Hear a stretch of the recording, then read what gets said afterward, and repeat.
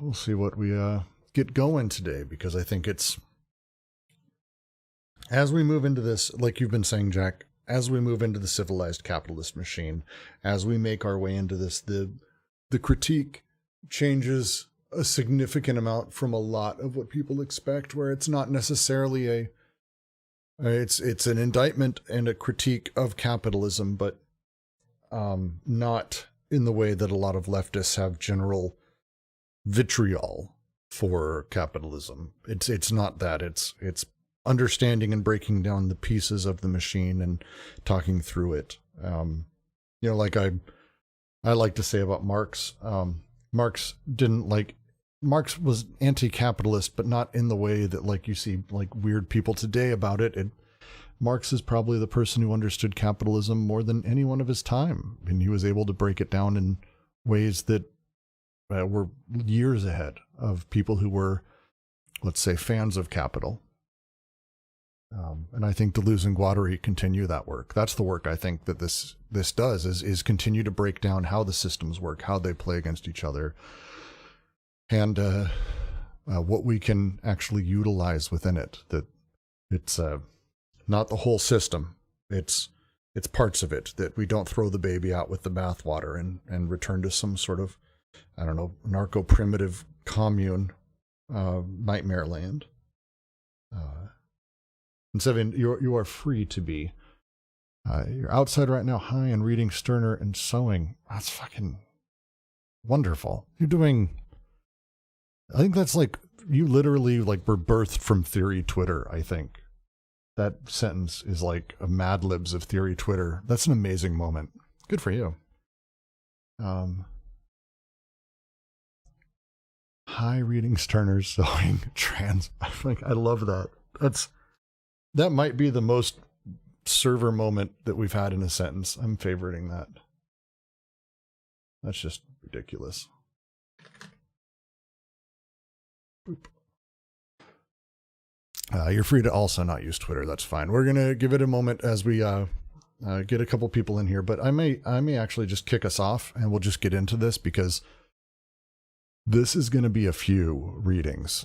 Today's not going to be the only one, so let me start it. As always, I want to say hello and welcome to all of you. Thank you for joining us here today at the Deleuze and Guattari Quarantine Collective's ongoing reading of Anti-Oedipus. We are heading into the Civilized Capitalist Machine 3.9. I will share on my screen and the stream, if you're watching there, you're free to read along as well, sharing both places. This is going to take a while. We're going to go slow.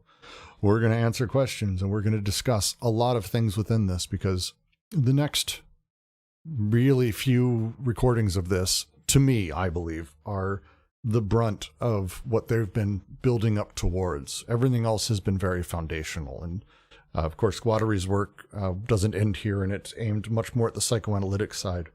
But as we play within the socius and we talk about how society is organized and how production's organized, everything in the book has been building up to this, and there are callbacks to all sorts of moments from throughout this, and we are going to stop and we are going to spend time on it.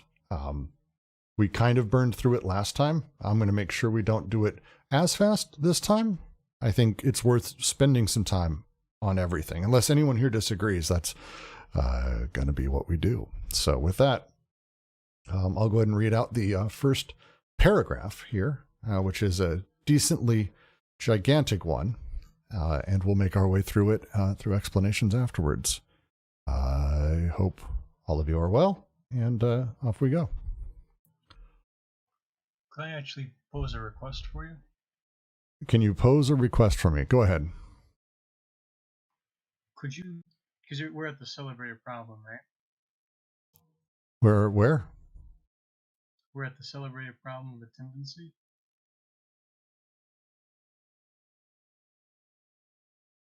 I'm trying to remember which paragraph we left off on. As far as I know, we didn't get to this yet. We did Earthstate last week. Did we read part of 3.9 last week? I thought we did. So we're going to continue with the celebrated problem? Oh, we did. One moment. One moment. This may be a problem for me. 1 second. Buster's right. He's already decided to go back to the reverse now, right? Oh, 3.9. You're right. You're right. I had the wrong thing marked. What page are we on? 226 in my 226.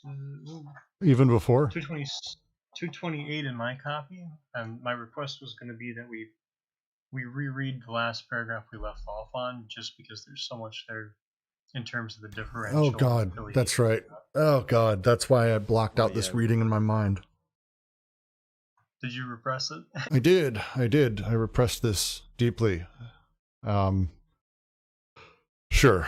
Let's reread and dive back in. It's probably worthwhile. Any other requests before I start, though?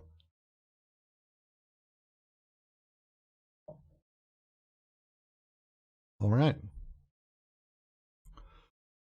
It is solely under these conditions that capital becomes the full body, the nous socius, or the quasi-cause, that appropriates all the productive forces. We are no longer in the domain of the quantum or of the quantitas, but in that of the differential relation, as a conjunction that defines the immanent social field particular to capitalism, and confers on the abstraction as such its effectively concrete value, its tendency to concretization. The abstraction has not ceased to be what it is, but it no longer appears in the simple quantity as a variable relation between independent terms. It has taken upon itself the independence, the quality of the terms, and the quantity of the relations. The abstract itself posits the more complex relation within which it will develop like something concrete. This is the differential relation dy dx, where dy derives from labor power and constitutes the fluctuation of variable capital, and where dx derives from capital itself and constitutes the fluctuation of constant capital. The definition of constant capital by no means excludes the possibility of a change in the value of its constituent parts. It is from the fluxion of decoded flows from their conjunction that the filiative form of capital, x plus dx, results. The differential relation expresses the fundamental capitalist phenomenon of the transformation of the surplus value of code into a surplus value of flux. The fact that a mathematical appearance here replaces the old code simply signifies that one is witnessing a breakdown of the subsisting codes and territorialities for the benefit of a machine of another species, functioning in an entirely different way. This is no longer the cruelty of life, the terror of one life brought to bear against another life, but a post-mortem despotism. The despot become anus and vampire. Quote, capital is dead labor, that vampire-like only lives by sucking living labor, and lives the more labor it sucks. Industrial capital thus offers a new filiation, that is a constituent part of the capitalist machine in relation to which commercial capital and financial capital will now take the form of a new alliance by assuming specific functions. You wanted to go back, Jack. You get to kick off the convo. Well, it's calculus all the way down, right? Why don't you start with the calculus, and then let's break down each of the ideas again. We did this a little bit last week, but I think it's worth just top line going through it. I know, I just couldn't resist because nobody likes calculus. Except for Leibniz and Newton, right? So like we were saying too, capital comes with all these different changes. And a lot of it they're tying into some of the breakdowns that we're seeing, not only in code, but in territoriality, right? And the way that the affiliate and the alliant are actually morphing. So much so that it's even a morph from the, I think we kind of said last time, right? It's a morph from the abstract into sort of like, if we use a Hollandet squint, the way the reference is actually seemingly to have this kind of double vision for us, where it's no longer quantity of labor value, but it's, in a manner of speaking, right, the flux that the flux that the rate of flux, we might say, that informs something like labor value, right? Its propensity to actually be changeable without relying on the market itself, in a sense. Well, it's a So shift if we from, take, it's a shift specifically that, to me, how I read through this to try to simplify it, because I don't want to spend too much time on the calculus, because I think that's less important.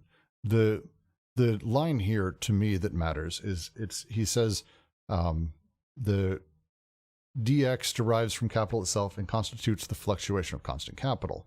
The differential relation expresses the fundamental capitalist phenomenon of the transformation of a surplus value of code into a surplus value of flux, that flux is actually the thing that is shifting into, and fluxion being the variability of things. If you want to say the vibrancy, you could also say the erratic or random nature of things, the flux, the shift, the change being the thing that is now the surplus value. To me, that's how I interpret this line. Is that a fair assessment, Jack? yeah, I think so. And this is actually one of the interesting things, right? Is if we're talking about this in terms of codification and that, I mean, on one hand, right, you've kind of got this tie into the vampire and the sucking, right? So there's this like, there's this very morbid image there, right, of kind of a sucking of life going on and a retentiveness, perhaps. But this is also interesting too, because on the other hand, with flux towards something like code, so if you take that just as simply meaning, all of a sudden it's no longer a surplus value of meaning itself, but the way that meaning is actually changeable, which has its benefits and its drawbacks.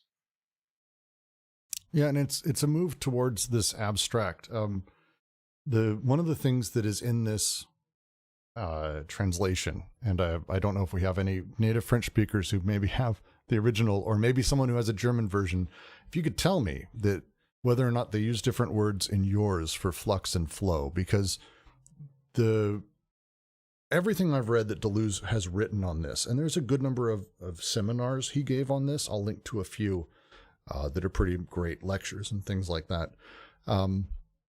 The flow and flux are words that he flux the flux de revenu monetaire, the flow of cash revenue, is often translated flow or flux. So they're kind of, to me, they might even be the same thing ultimately. And we're talking about the full abstraction itself. It's not any longer the surplus value of code. It's the surplus value of flow, this pure abstraction almost. The change of that and the shift over time towards this other level, I think, is what he's talking about. Sorry, go ahead.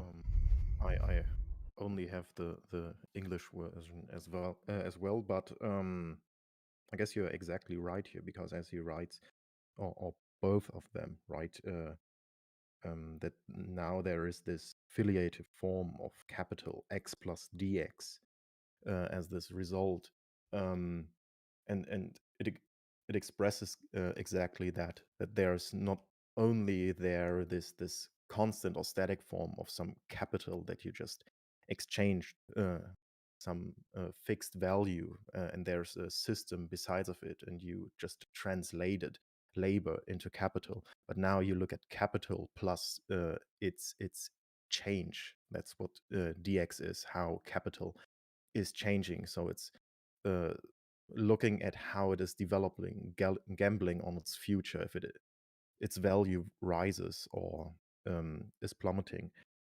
So there is now this as you said, this flux and the focus on capital that is just bearing new capital out of itself. So at one point you just lose the grip and the connection to real labor, so to speak. But capital is just developing this inherent dynamic of itself and just creating new value, so to speak.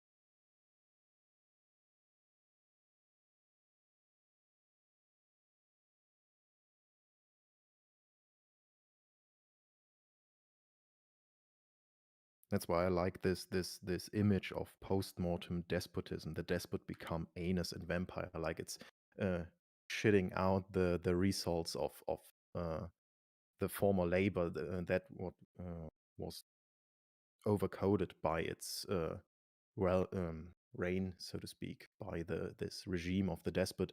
And still it is this dead despot that produces this, to some extent, shits out this surplus of labor and capital, and still is sucking on this and trying to get more and more out of it instead of just leaving it as this surplus. But it's all about just that, about sucking more and more out of it and keeping this dynamic rolling. Yeah, and it's the fact that it's not coded.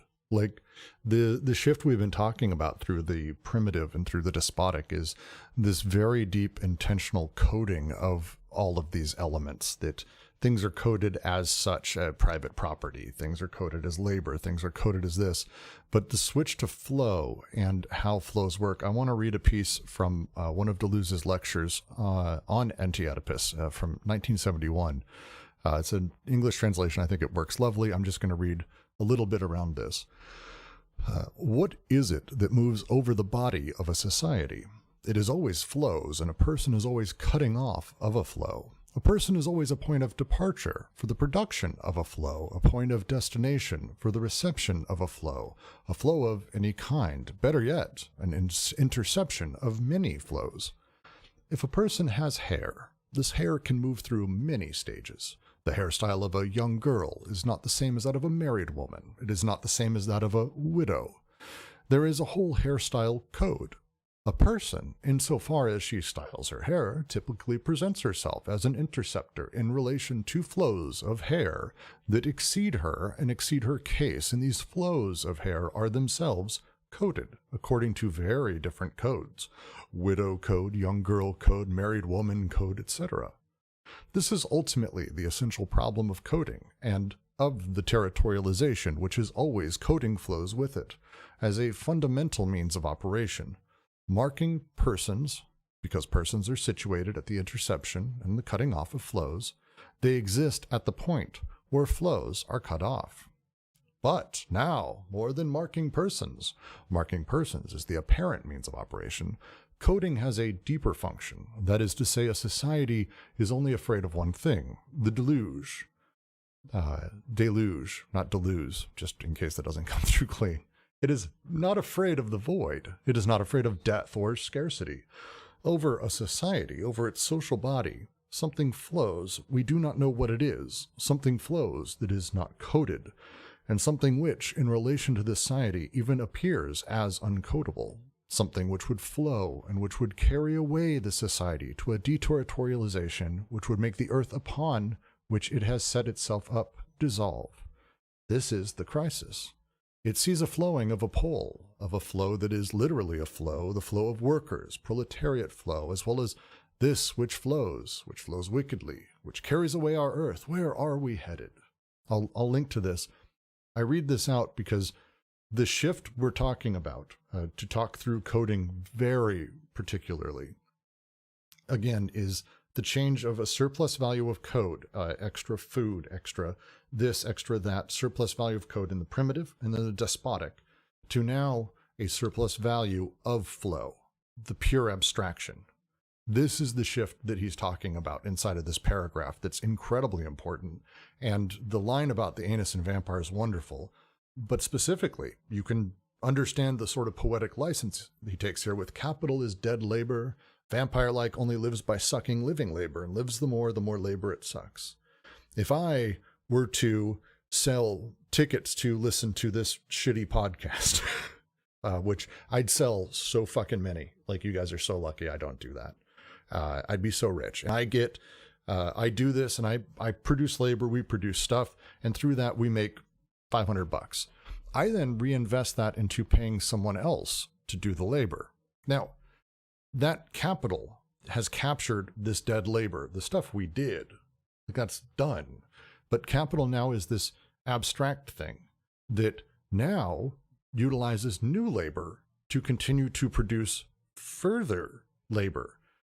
But it's dead labor now living off of, I hire Jack, I pay him so that way I can go take a nap.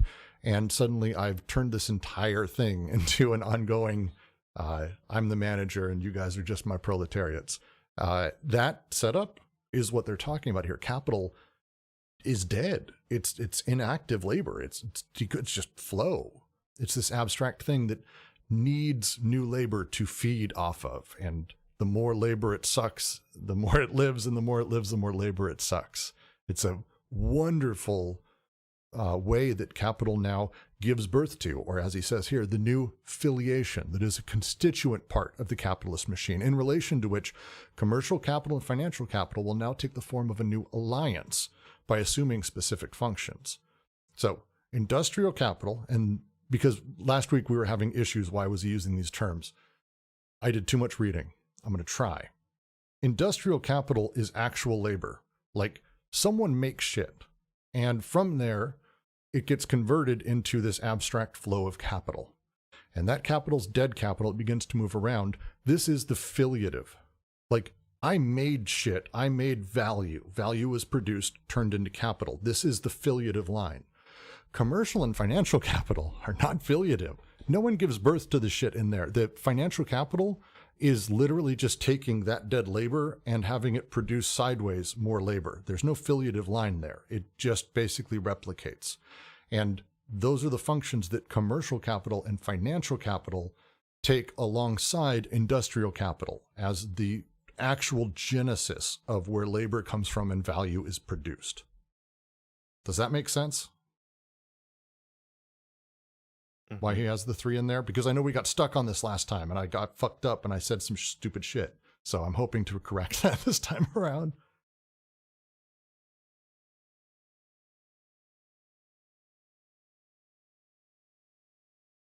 Did that help anyone?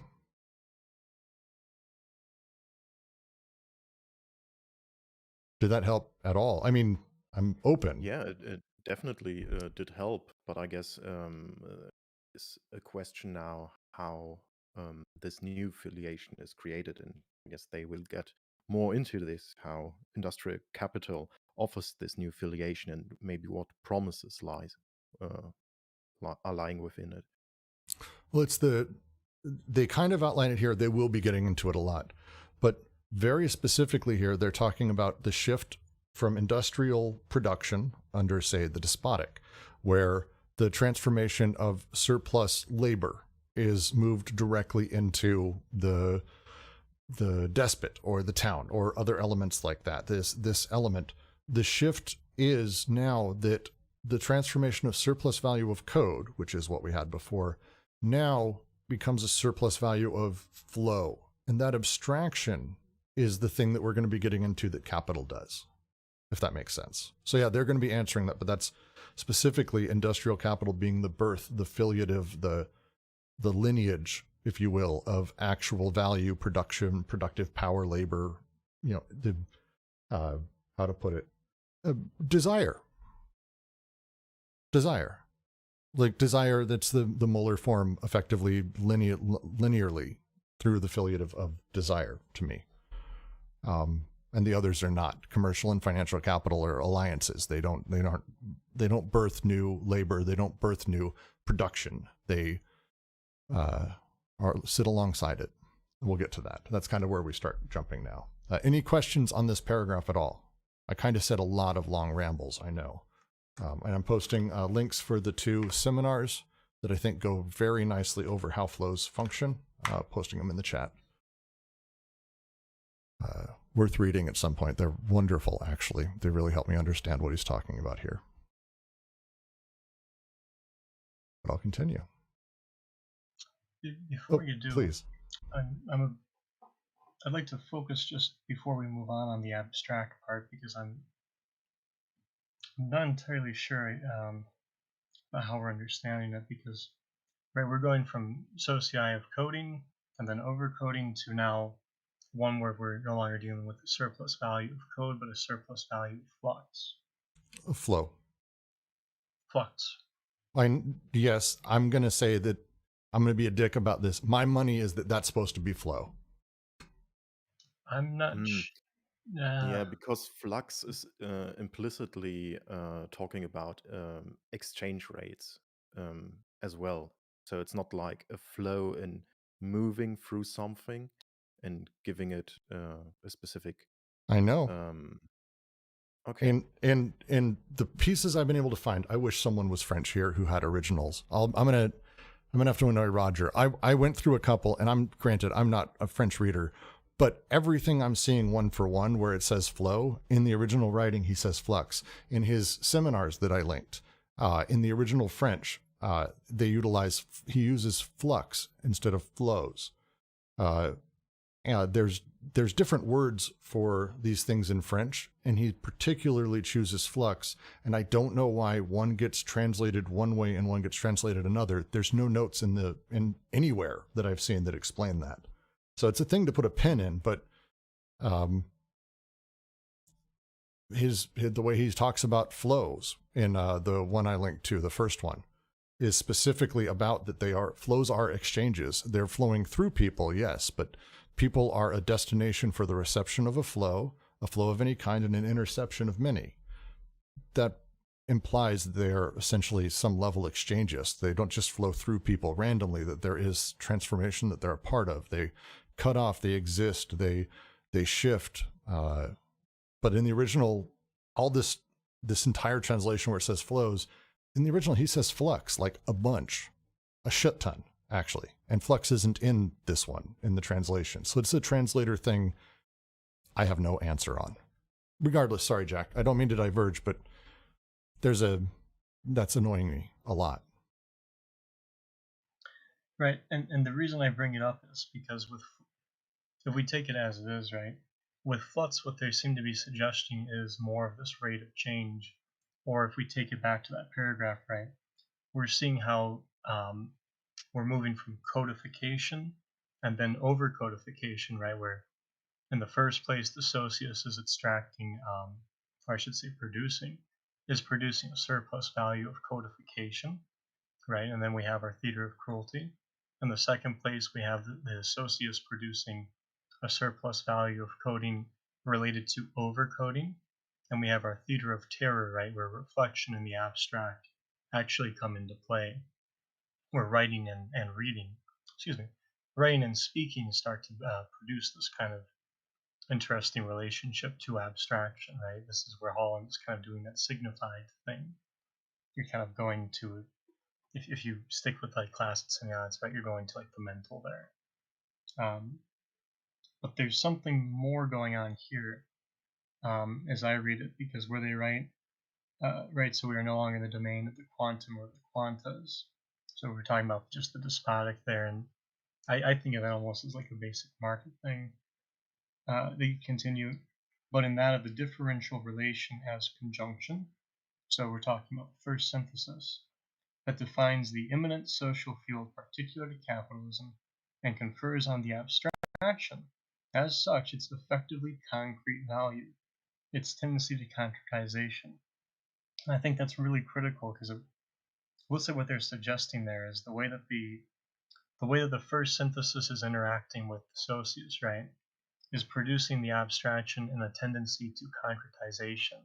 So we're seeing how, right, capitalist socius is actually breaking down, deterritorializing, decoding, if you like, flows that are already there, and how this changeability in that propensity is what is being produced and actually, I don't want to say extracted because that's not my style here, is actually being appropriated as the new surplus value, right?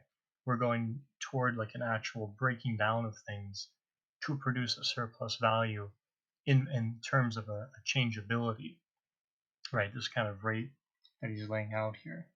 And that's really important too, because it's also leading to the abstract and this concretization. The last sentence I want to hit before I yield. So they continue, the abstraction has not ceased to be what it is, but it no longer appears in the simple quantity as a variable relation between independent terms. It has taken upon itself the independence, the quality of the terms, and the quantity of the relations. The abstract itself posits the more complex relation within which it will develop, quote, like something concrete. And so as I read this, right, it's not even just, I'm not even sure it's simple exchange relations and like that simple classical view. It sounds to me like what they're really isolating here is that with this, with the production of the surplus value, right, of flux, with the way that the syntheses are now interacting with capital associates, with the way that the abstract is tending toward concretization and that, and this kind of breakdown of, in this vampire-esque view, right? It sounds like what they're getting at here is that, and this is what I mean about like that referring the Hall-esque view. You're seeing how the abstract here is not only tending toward concretization, but the relationships that were once, at least in the abstract, right, they're taking on a certain independence. So this is to me even more than just like financialization, right? That's just, I don't think that's going to cut it here, because I think anything you're interacting with in this kind of immanent plane, the socius, the way that it has its connections, the way that it has its recordability, and the way that it will eventually have its ability to consummate and be consumptive, yeah, is going to be in this kind of referent stage where it's, and this is why I say it's almost like a double vision, where the abstract in its propensity to change, right, this power to produce the surplus value of flux, it's actually almost creating this kind of second mobile that is, I don't want to say coming into view, but sort of materializing here.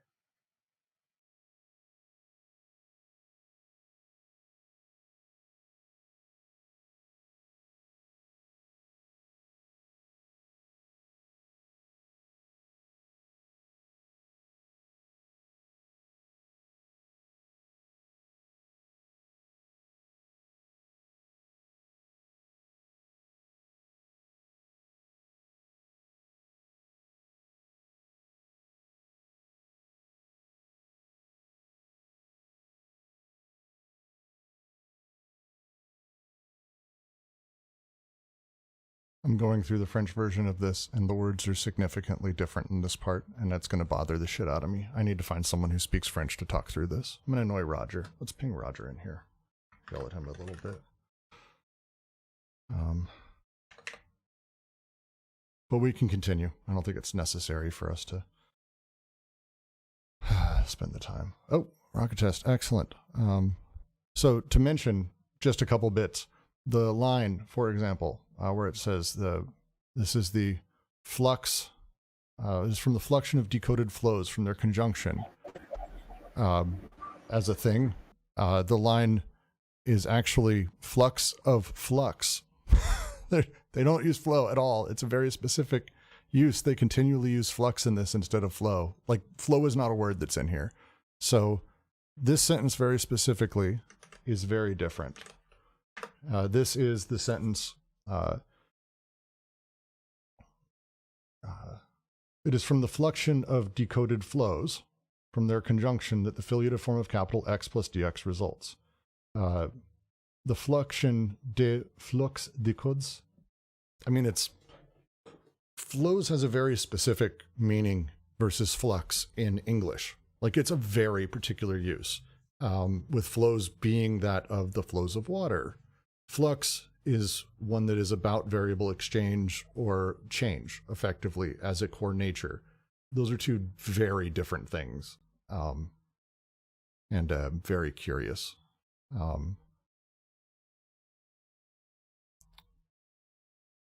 Yeah. So we'll spend some time on this maybe after the reading. I think it's worth thinking through, and yeah, it's only flux. It's flow is how they translate it a lot, rocket test, and it's translated a lot in this very book, and we run into this with logic of sense, where it's a significant shift, even if it's a very minor change. It's a significant shift in meaning. But flow is not even used in this section, by the way, in the French version. It's flux over and over and over and over and over and over. Mm-hmm. Yeah, interesting. But I guess we should go on. So we Yeah, don't we're going to fall- continue. Sorry, I rabbit hole a little bit sometimes. Let's continue to the next paragraph. The celebrated problem of the tendency to a falling rate of profit, that is, of surplus value in relation to total capital, can be understood only from the viewpoint of capitalism's entire field of immanence, and by taking into account the conditions under which a surplus value of code is transformed into a surplus value of flux. First of all, it appears that, in keeping with Balabar's remarks, this tendency to a falling rate of profit has no end, but reproduces itself while reproducing the factors that counteract it. But why does it have no end? Doubtless for the same reasons that provoke the laughter of the capitalists and their economists when they ascertain that surplus value cannot be determined mathematically. Yet they have little cause to rejoice. They'd be better off concluding in favor of the very thing they are bent on hiding, that it is not the same money that goes into the pocket of the wage earner and is entered on the balance sheet of the commercial enterprise. In the one case, there are impotent money signs of exchange value, a flow of means of payment relative to consumer good and use values, and a one-to-one relation between money and an imposed range of products, which I have the right to, which are my due, so they're mine. In the other case, signs of the power of capital, flows of financing, a system of differential quotients of production that bear witness to a prospective force, to a long-term evaluation, not realizable hic in nunc. That's terrible pronunciation. And functioning as an axiomatic of abstract quantities. In one case, money represents a potential break deduction in a flow of consumption. In another case, it represents a break detachment and a rearticulation of economic chains directed towards the adaptation of flows of production to the disjunctions of capital.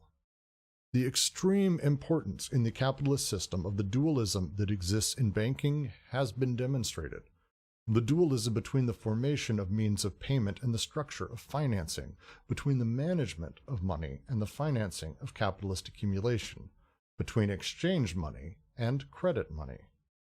The fact that banks participate in both, that they are situated at the pivotal point between financing and payment, merely shows the multiple interactions of these two operations. Thus, in credit money, which comprises all the commercial and bank credits, purely commercial credit has its roots in simple circulation, where money develops as means of payment, bills of exchange falling due on a fixed date, which constitute a monetary form of finite debt. Inversely, bank credit affects a demonetization or dematerialization of money, and is based on the circulation of drafts instead of the circulation of money. This credit money traverses a particular circuit where it assumes, then loses its value as an instrument of exchange, and where the conditions of flux imply conditions of reflux, giving to the infinite debt its capitalist form. But the state as a regulator ensures a principle of convertibility of this credit money, either directly by taking it to gold or indirectly through a mode of centralization that comprises a guarantor of the credit, a uniform interest rate, a unity of capital markets, etc. Long paragraphs. Does anyone need us to explain the tendency of the falling rate of profit as he opens it here, sort of early Marx, general economic theory? Happy to dive into it if anyone has a thing. Happy to dive in if anyone needs it. Also happy not to if no one does. That would be great.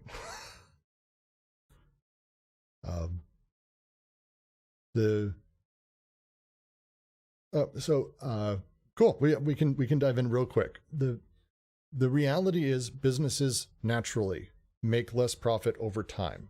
It's a surplus value in relation to capital. It's the nature of all of these things that happen. It's let's say that we have empirical evidence this is a thing. I can say that it's pretty confident that over time profits tend to fall. Very specifically, how we rate that is, as he says here, the surplus value that is produced in relation to total capital. It drops. The reasons for that, there's a lot of reasons people say that happens, and it's difficult to say that any one is correct. as a thing. His argument here is why this happens. It is because, first of all, it appears that this tendency to a falling rate of profit has no end, but reproduces itself while reproducing the factors that counteract it. We'll get into that. But why does it have no end? Well, doubtless for the same reasons that provoke the laughter of the capitalists, when they ascertain that surplus value cannot be determined mathematically. They laugh at that, but they should be embracing it, he says here. One of the reasons this happens is because the capital that goes in the till, let's say I run a Jamba Juice, someone gives me $5 for the Jamba, I give them change. The money that goes in the till gets deposited in the bank, and then out the other side, the commercial enterprise, the way that they invest or get invested in or how it moves, that as a thing is not the same money. This is, we say it's $1 goes in, $1 comes out. Apple has X amount of profits. They've invested X amount of dollars here. This is how the money has flowed. And we've made the mistake to say that the dollar that I pay for my iPhone is the dollar they're using to fund games for Apple Play, for example, Apple Arcade. It's not the same dollar.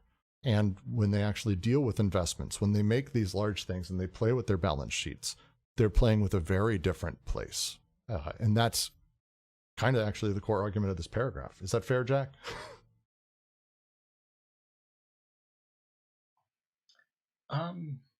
That's how I'm reading it. Yeah, I mean, the balance sheet, I mean, I don't have to tell you about balance sheet manipulation, right? We get that every few years. But I just to focus on the falling rate of profit, right? So it's not just that they're making less profit, yeah, that the quantity itself is changing. But if we walk this in here a little bit deeper, right? So the rate of profit is changing. So if we have a 10%, and I'm going to drag you through a little bit of marginalist economics because it's part of the American dream that Deleuze and Guattari keep reminding us about, right? It's part of the frontier. If you're going from a 5% yearly, we'll just keep it simple, 5% yearly rate of profit to a 3%, not only are you making less profit, but your rate of profit is decreasing. And as you start to work with those in something like a differential relation, right? Where on the one hand, you've got this rate of profit actually changing, because now it's not even simply that you're going from 555 to 333, but that there's in relation to all those terms, there's a way that that is actually changing itself, which is where we start to get this dy d of x thing, right? That actual rate of profitability, the rate for the margin itself, is changing, and in this case, it's lowering, right? I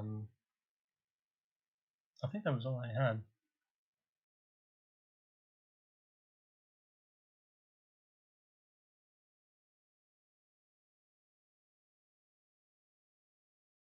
Oh, I remember now. I was going to tie that into the point about like the deterritorialization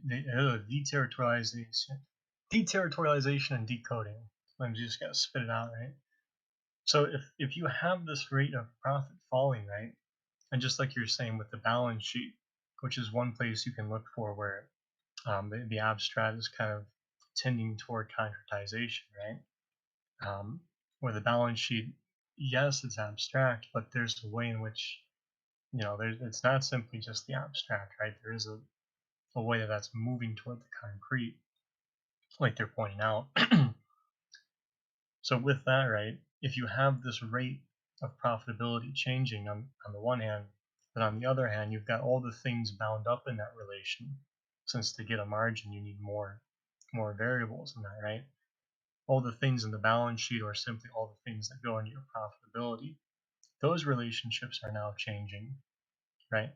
So on one hand, you've got a whole scatter shot that probably looks like a Rorschach test or a Jackson Pollock painting. But more deeply than that, right, this is, I think, what they're getting at with this surplus value of flux, that even with this falling rate of profit, it's a nice way of seeing that all the things bound up simply for a firm or an industry, since it's more economical than it is simply financial, that all the things bound up in those assemblages are themselves actually going through all these deterritorializations and decodings, right? This kind of vampire image, those themselves are actually going through this kind of sucking.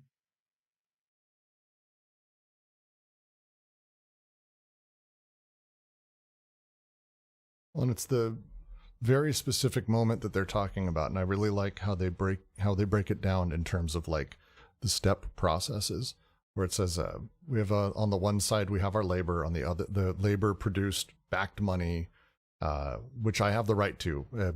I buy a phone, I buy a watch, I buy a computer. In the other case, the capital flows. And then they say, in one case, money represents a potential break deduction in a flow of consumption. It's very important. The other case, it represents a break detachment and a rearticulation of economic chains directed to the adaptation of flows of productions to the disjunctions of capital. The basically high-level abstractions that end up doing as the quasi-causa capital sort of demand. It's a really interesting line that they're drawing. And the last time we read all through this was one of the things that I think spoke to me powerfully, but I think is also deeply interesting when we start talking about, economic systems and how they play, or how there's the general critique of capital, and people get upset when we want to redistribute money because they think it's all the same money. And this separates it out in the same way that we may have desire that takes different shapes. The flux of the economic system shifts drastically.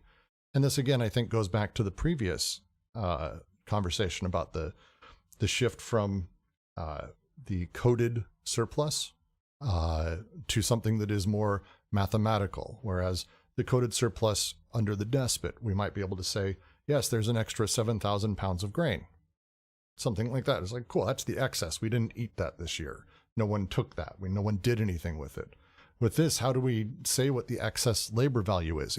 Get into an argument with a libertarian about Marx's theory of labor, and their first thing they'll say is, well, what's the value of labor? No one's ever figured that out, and they laugh about it. Like, literally, this happens on Reddit all the time, what Deleuze is talking about in this paragraph. And his argument is like, well, don't laugh. Like, that's the point. That's how capital works, that we can't say how much labor is worth or what the excess is worth. It's almost impossible.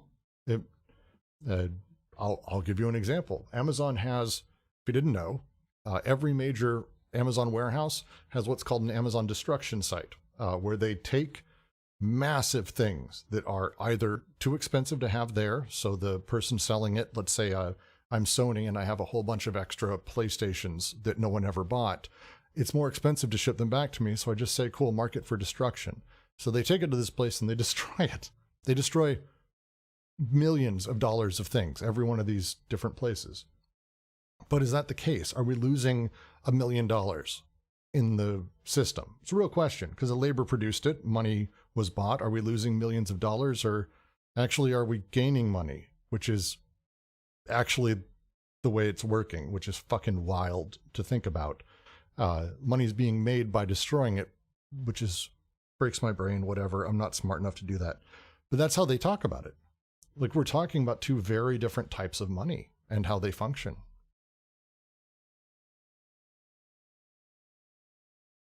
If you haven't watched the documentary on the destructive Amazon shit, it's wild. It's really wild. It's the same for now I'm lacking the words. Companies who produce shirts, trousers, etc. All kinds of stuff. It's just shredded when people ship it back, for example. And that's why a lot of countries in Europe try to establish a fee or a tax for these overproductions and the shredding and destruction of unused or reshipped products, because it has quite some impact on resources and an environmental impact as well. Something you can not as good integrate yet within the economic system. So it's still an externality that is most of the time forgotten or just repressed by these people. Although they have these fancy marketing campaigns that we are so eco-friendly and stuff like that. And everything is carbon neutral. Yeah. Shit, it is. And it's a really fascinating when you the way that they continue the second half of this, banks, and talking about how banks function within this, that they sit at that crossroads between the two. I deposit my money in the bank, but also the bank is doing a shit ton of loaning and credit. The weirdly purely commercial credit has its roots in a simple circulation where money develops as means of payment. Inversely, bank credit affects a demonetization or dematerialization of money and is based on the circulation of drafts instead of the circulation of money, which is also true. This credit money traverses a particular circuit where it assumes, then loses its value as an instrument of exchange, where the conditions of flux imply conditions of reflux, giving to the infinite debt its capitalist form. And then ultimately you have the state on top of it regulating, ensuring there is a convertibility, at least in some way, so these two things don't spin out far away from each other. Bad things happen when that happens to the capitalist system. Happens every few years. Don't worry, we'll see another one soon.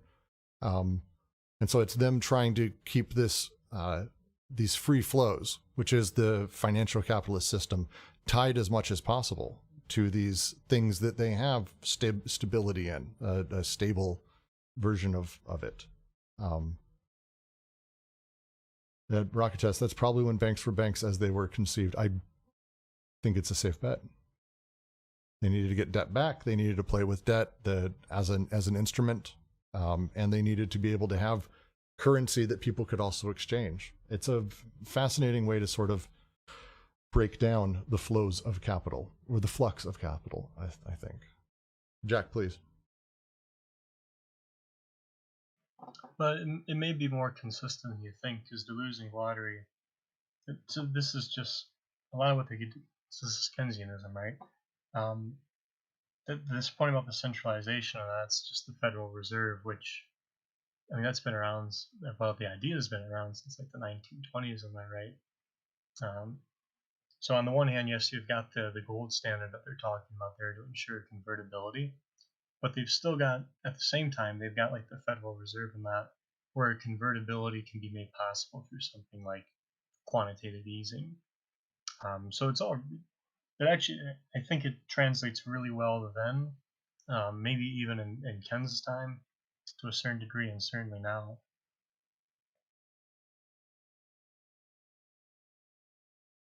Oh, I agree. I think that's what they're speaking about for sure, is the idea of the state as a regulator ensures a principle of convertibility of this credit money, keeping it attached directly by tying it to gold, or indirectly through centralization that comprises a guarantor of the credit, a uniform interest rate, unity of capital markets, all these things that, again, tie this deeply abstract thing, that's the role of the state, this deeply abstract flux that now exists, back to these things that are more material, more coded, more specific.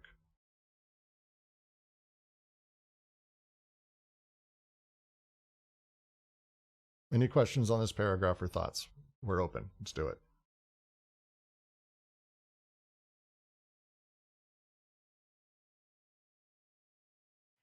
See, the more material part is going to be interesting, because I'm not sure there, because it's, and this is kind more of what coded. Forget the material. Coded. No, but that is worth talking about, especially as we're dealing with a connective synthesis that is, dealing with flux, right? I mean, at some level, right, I think back to finance and cash flows are what matters, right? So it's not even just profitability, it's the way money is moving. And at that level, as socius, right, yes, at one level, it is certainly money making money, but I think, too, we can't lose sight that it's the way that money as a socius is actually, or really it's capital. Capital as socius is actually conditioning all of this, right? So this conditionality of decoding and recoding, right? And the way that plays into not only the financial system here, but the way that something like the credit and debt system, the affiliative and alliant, right? So just reporting is actually being constructed to produce the excess, right? So if we're moving into the third synthesis, we're dealing with the excess of flux as intensities, right, as voluptas. And so Yes. if we use your haircut example, the way that capital not only conditions the haircut of, say, a widow versus, I don't know, Anne Hathaway in The Devil Wears Prada, right? The way that those actually produce new excesses of that intensity, of that flux, right? Because that's more than just like the way that capital is making money, right? Making money off of making money and usury. Yeah, well, again, to your point about how this exists, I'm always reminded of when we read this. Gabe Newell, one of the founders of Steam and Valve, is worth billions of dollars. Someone asked him in an interview he was doing with the Classroom. It's one of my favorite responses about this. They said, "What's it like being a billionaire?" And he said, or what's it like having $1 billion? And he said, it's kind of weird because you don't have $1 billion. It's not like he equated it with the first time he got like his first 100 grand or his first million. And he said, I was able to go out and buy stuff. Once you have $1 billion, you're not really sitting there with a wallet. You're more of a filter that money flows through, and you get to choose how money moves, but you don't ever have any of it. And it was a weird way that he described it that I think flows nicely with this general description of the different types of capital that exist at that level versus the world that we live in. I live in. I'm not going to assume that none of you are billionaires. If you are, pay for the server. Please hire us all. But just a guess. Not a lot of super wealthy people reading Deleuze in this group, I'm guessing. We need $500. 500. $350. I'm going to go ahead and continue to the next paragraph now.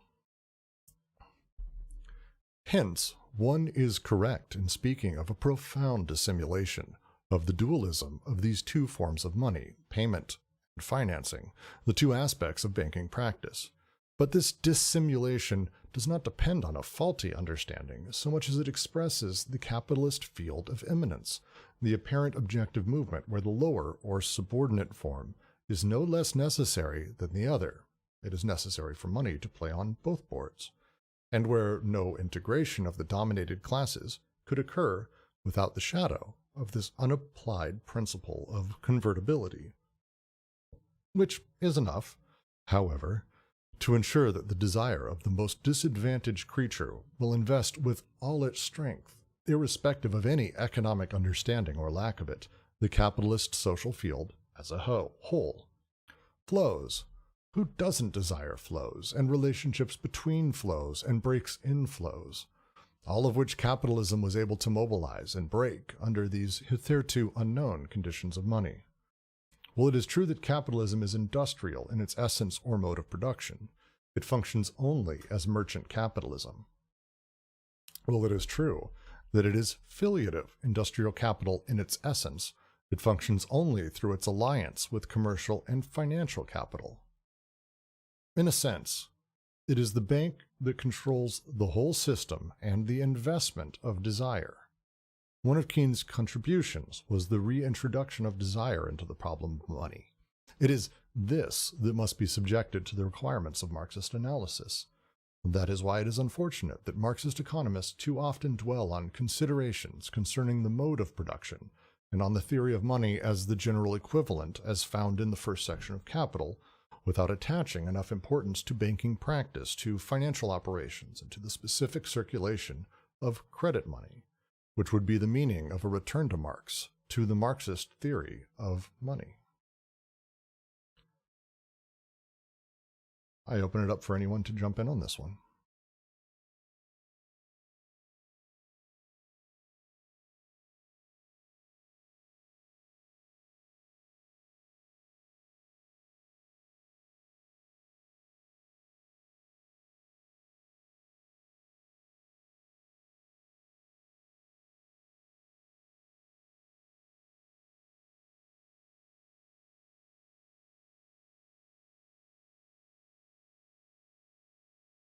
I mean, I can do it. I've been talking quite a bit sometime. Happy to do it some more.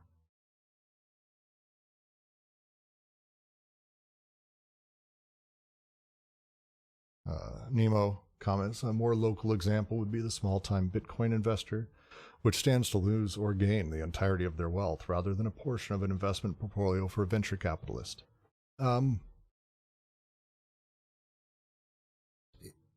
No, sort of. Not how I interpret it. For me, it's the person who uses all of their money, actual money they have in the bank from their paycheck. They work for 2 weeks, take their paycheck, and they dump that entire paycheck into a Bitcoin. That change moves that money from one form to the other. Bitcoin is not itself a direct labor reactive, affiliative part of industrial capital. It is financial capitalism. It is representation in that direction. So that person investing in that, well, it may have massive effect on their life. You could say the same thing for a number of rich people who got absolutely ruined in the 2008 crash. They lost billions. Some committed suicide. The amount or whether or not someone is ruined or the percentage of their wealth is less the point. More the point is that it moves from being something that is tied directly to their production and labor, which is in the industrial capital sense, now to something in an alliant mode where it moves to investment capital, financial capitalism or market capitalism, which Bitcoin or Robinhood stocks, for example, all play within. And at that point, the capital that you have invested is deeply abstracted. We're no longer at the point where, excellent, I've got a bit of gold, flip up a coin, I made it this last week because of my job, and I'm going to go ahead and bet all of it on red, and I lose it. That's me directly losing it. The shift from direct capital, this is what I got, this is my affiliate of industrial capital, to financial capital is the shift. That's the step onto the other side. And anyone's capable of such a thing. It's one of the beauties of capitalism. It's he says specifically, the most disadvantaged creature will invest with all its strength, irrespective of any economic understanding or lack of it. The capitalist social field as a whole. Flows. Who doesn't desire flows and relationships between flows and breaks in flows? This is the play within that abstract. It can, the potential is massive. The flows are massive. They're uncoded. It can be anything. You want the box or do you want the boat? I mean, a boat's a boat. A box could be anything. It could even be a boat. I'll take the box. It just feels like what they're talking about.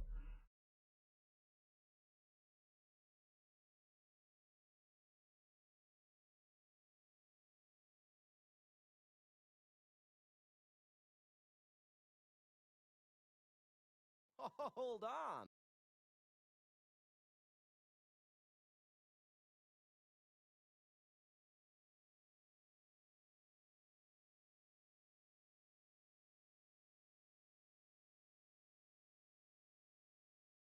And the shift, the two forms of money, payment and financing, are the aspects. But to them, the way that they're expressing it here, this separation is not a faulty understanding of economics. Instead, it's actually almost a pure expression of the immanent field that capitalism is. The lower or subordinate form is no less necessary than the other. Money must be on both sides in order for capitalism to function. We can't do away with wage labor.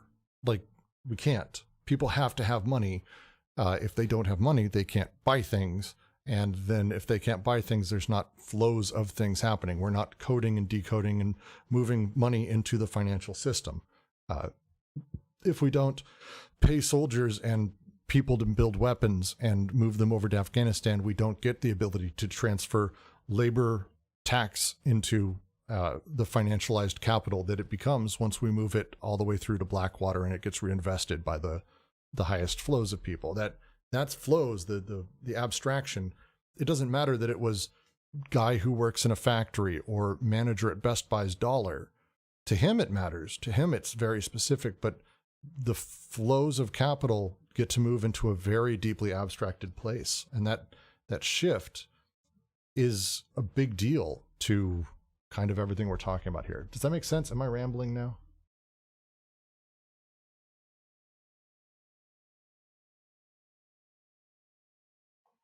I'm a little concerned there though, because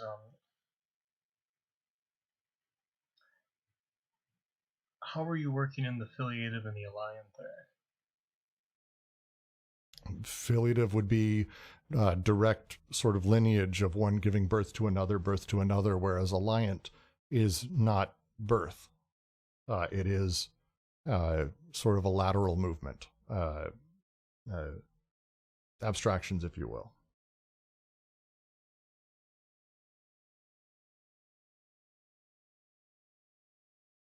Filiative, industrial capital is filiative because it is directly produced from labor by people. The value and the capital is produced by a person, by a thing.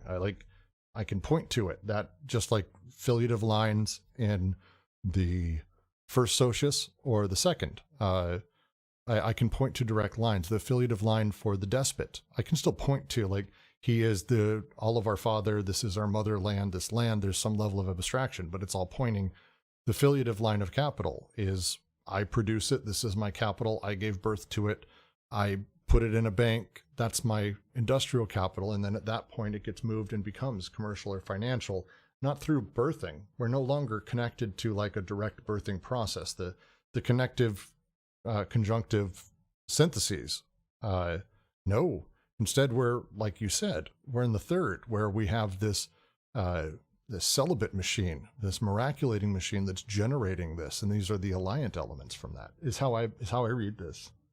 Maybe I'm off. Fuck, I hope I'm not. The only concern I have is it sounds like you're saying the filiative produces the alliant, and I think they're more mutually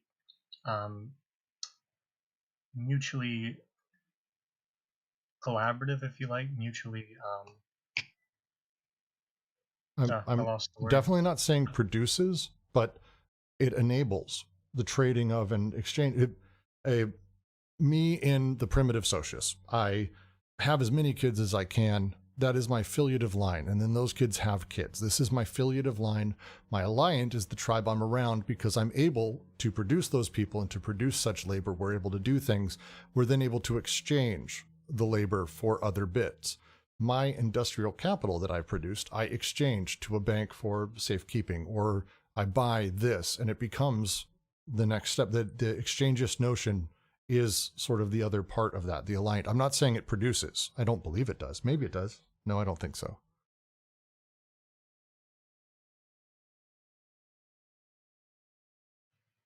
So what I'm thinking is, I thought of the word, it's constitutive. They're more mutually constitutive because with labor and that, I mean, yes, on one hand, your labor power in that is when you actually do something, there is that actuality in that. But at the same time, I think the labor power and the way that relates to the industrial capital on that also sounds like high to me, where you're talking about machinery and some of the more fun economic stereotypes there. But anyways, it sounds to me like with that, the productive aspect of the filiative, right, you've also got the productive aspect of the alliant, which is here being broken down into two parts through the banking system. And so, on the one hand, you've got the labor, on the other hand, you've got the banking system. But I take them as very mutually constitutive, because if they're a grid work, you can't do anything on the one without doing something to the other, right? Even if you remain at an origin point for one.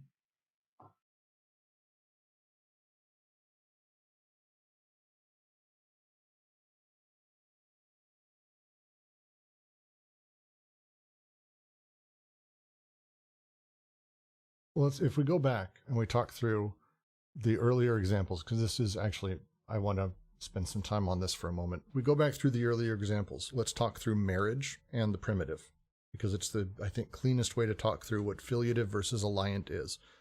Filiative is the children I have. That's it. I give birth to them. I do those things. The alliant is marriage, is the exchangist notion. Exchange versus birth, the direct like lineage moment. Marriage, the alliant is that this allows ultimately flow of women, clans, tribes, these things to sort of flow within the such things. The code and the flow are absolutely formed face to face with another. I'm reading off of something else Deleuze has said. Local groups, these little groups that machine marriages and alliances, they do not deduce them from filiations. The alliance is a strategy that responds to political givens. A local group is literally a group, perverse specialist encoding, that determines for each caste what can pass through, what cannot pass through, that which must be blocked, that which can flow. You can't marry these people, you can marry those.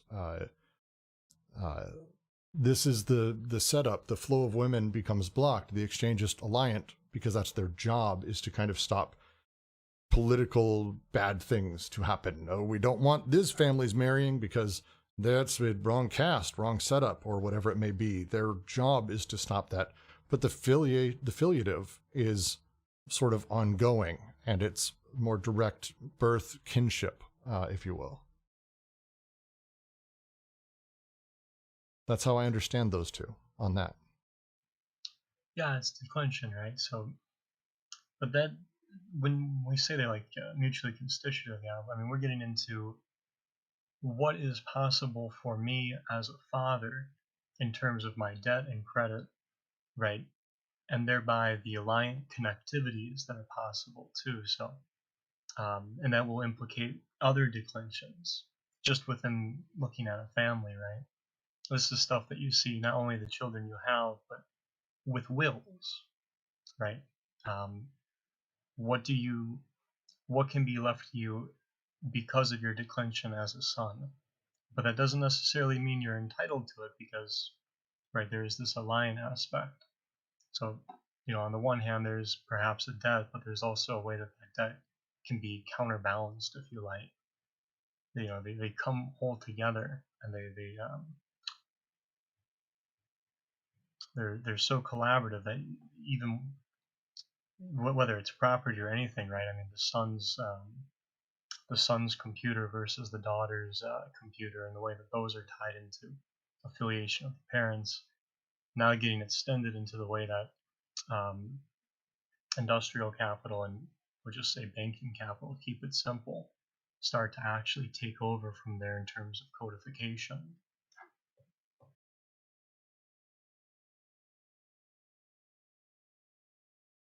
Yeah, okay. I think, so again, it's, to bring it back to this paragraph, the way money operates is different at the two levels. And the big shift here, as they're continuing to talk about it, is the underlying flow of, we'll say, industrial capital, filiative industrial capital in its essence. But that functions only through the alliance with commercial and financial capital.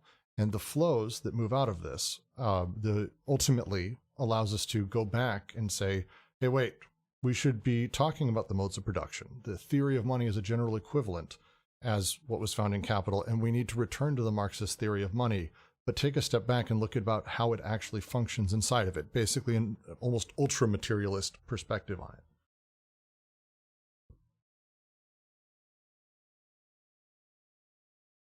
Let's move to the next paragraph, because I think there more of the dualism of money plays in, and I think it might help us make some clarity. So let me do that real quick. Let us return to the dualism of money, as I said. To the two boards, the two inscriptions, the one going into the account of the wage earner, the other into the balance sheet of the enterprise. Measuring the two orders of magnitude in terms of the same analytical unit is a pure fiction, a cosmic swindle, as if one were to measure intergalactic or intra-atomic distances in meters and centimeters. There is no common measure between the value of the enterprises and that of the labor capacity of wage earners. That is why the founding tendency has no conclusion.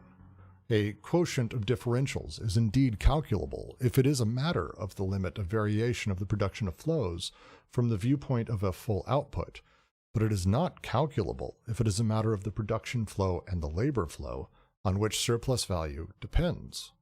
Thus, the difference is not cancelled in the relationship that constitutes it as a difference in nature.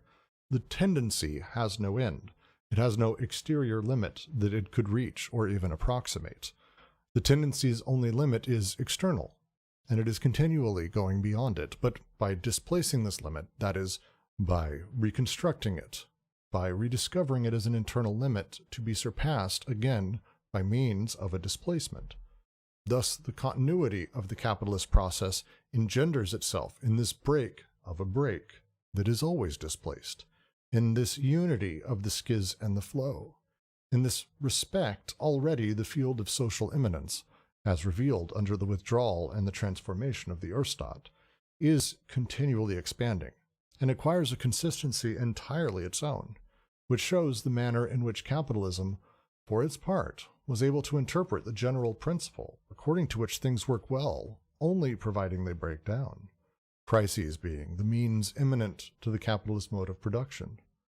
If capitalism is the exterior limit of all societies, this is because capitalism, for its part, has no exterior limit, but only an interior limit that is capital itself, and that it does not encounter but reproduces by always displacing it. Jean-Joseph Go rigorously analyzes the mathematical phenomenon of the curve without a tangent, and the direction it is apt to take in economy as well as linguistics.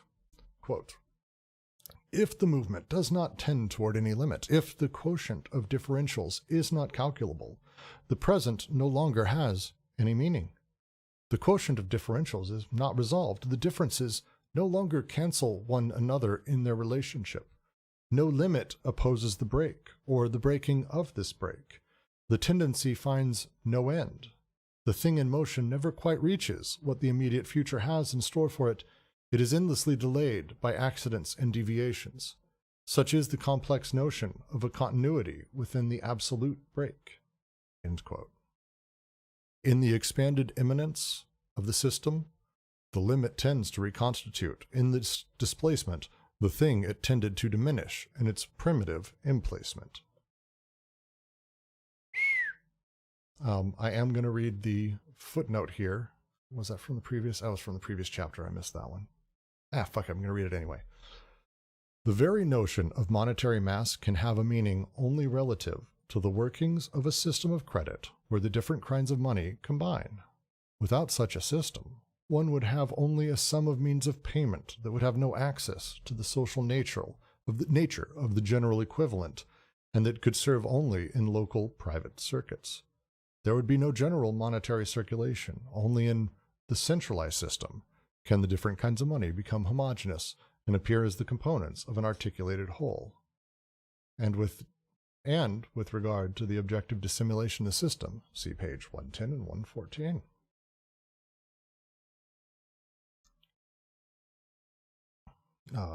I will open this. Anyone, please.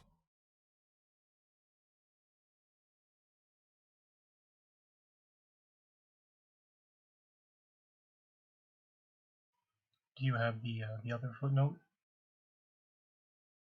Oh God, so many footnotes. Yes, Marx from Capital. Allow me. Capitalist production seeks continually to overcome these immanent barriers, but overcomes them only by means which again place these barriers in its way, and on a more formidable scale. The real barrier of capitalist production is capital itself. It's a great Marx quote for this. That's a good one. That's a good one.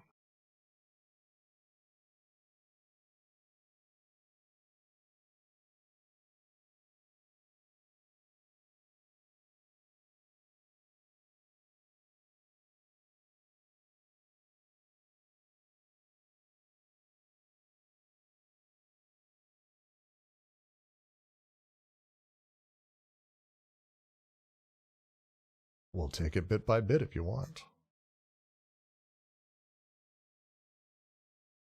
Okay. First few sentences, again, I think are saying what we've been talking about, that it is silly and absurd that we measure the dollars that a worker makes with the dollars that J.P. Morgan makes or Bain Capital makes. That there is no equivalency because of the sheer, not only scope, but also magnitude, their actual value. The thing that he's going back into, to go back to the calculus thing as an example, and I'm generally dumb when it comes to this. I'm going to try to simplify the calculus example as a thing. We're no longer talking about a linear growth in capital. If I work all week for $20 an hour, or I produce chairs for $20 a chair, there is a linear progression in how much money I'm able to produce and how much value I'm able to create in the world, because I'm a person and because of material reality. Capital does not have this because it is so deeply abstracted and removed from all of these elements that instead we're no longer talking about the surplus value of a thing, which is what I produced by making a chair, but instead the surplus value of flow itself, the overall value surplus of flow, which is a abstracted, like pure abstraction almost itself. We're not talking about, oh, the workers worked a certain number of hours and now everyone made more money. That's almost irrelevant to a lot of it. The amount of money things can produce, this doesn't work that same way. Platform capitalism gives us some wonderful examples of this, where let's take Amazon, which literally spent all of the money it could and lost money every single year, told its investors it was losing money every single year, and did so until they basically owned retail as a thing, which they kind of do. Uber just dismantled everything by losing money. They didn't give a shit. Whatever they're paying their contractors, or the money that they're sort of losing in every single transaction, they don't give a shit. Those things don't matter. Not in the way that they matter to us. I couldn't operate a losing business. Uber can. This is one of the changes that happens because the reason Uber is worth as much as it's worth and the stock is worth as much as it's worth, the stock is still worth extraordinary amounts of money. The company has no assets to speak of. It doesn't, no matter what anyone may tell you. It really has no assets. Some shitty software that kind of sort of works, and a locked-in user base are really its two assets. Beyond that, they don't produce, doesn't make stuff. It's just doing its thing. And as such, the excitement, the value that it has produced isn't the same thing as my company being worth, 20 chairs every month. They're orders of magnitude beyond that, billions of dollars, despite losing billions of dollars every single year. It's kind of amazing, actually. But this is what he's talking about, that we measure these things. It's silly that we measure these things the same way. And this is true also of industrial companies. Tesla is a great example of this. Tesla doesn't make money and has never made money. It's a non-profitable company. The only reason it's profitable is because it got laws in place so that way car companies that don't make their numbers when it comes to emissions buy carbon credits from Tesla. That's it. Those companies, Ford and others, pay Tesla money, and that's why Tesla's profitable. Not through producing anything, not making anything. This is a different world that these people live in, worth billions of dollars as a company. That is not the same thing as the money that we make. And this setup, the difference between these is not canceled in the relationship that constitutes it as a difference in nature. It's not how it works. The tendency's only limit is internal, and it is continually going beyond it, but by displacing this limit, that is, reconstituting, rediscovering it as an internal limit to be surpassed again by means of displacement. This is what capital does, and it's fucking crazy. Capital, not cash or money. Fucking capital is what we're talking about. If you ever say, yeah, I have enough capital, that's what we're talking about. That word specifically, it means a thing. The nature of capital as it's moving is continually able to figure out where its edge is and then go beyond it. This is the nature of the social immanence, as they call it here. The withdrawal and transformation of the Erstat is continually expanding and acquires a consistency entirely its own, which shows the manner in which capitalism, for its part, was able to interpret the general principle according to which things work well, only providing they break down. The breaks and flows of this process are necessary to the entire thing to be made through, to be working. The breakdowns of capitalism give them a chance to continue going, to continue building, to continue to expand and find new borders for it to go. It's an amazing paragraph. Sorry, I'm going to ramble a bit. I love this shit so much.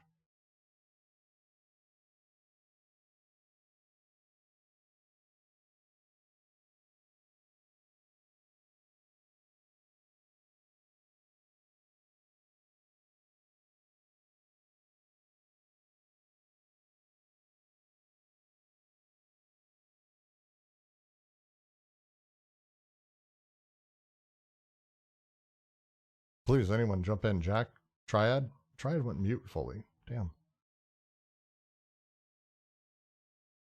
Am I far off, Jack?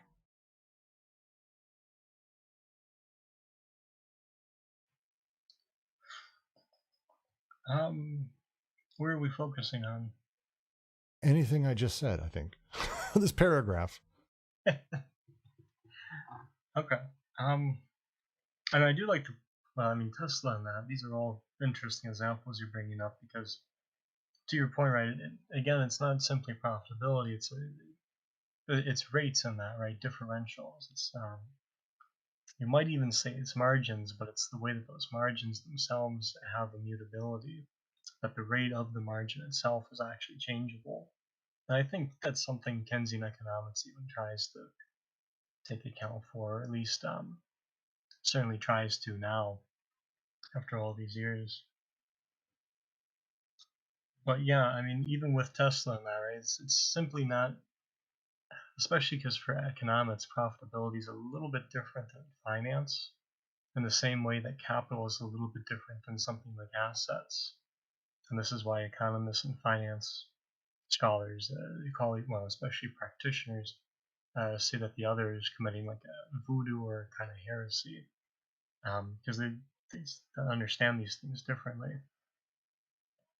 Well, let me be specific that when I talk about Tesla, I'm not talking about their direct profitability from selling cars, which is industrial.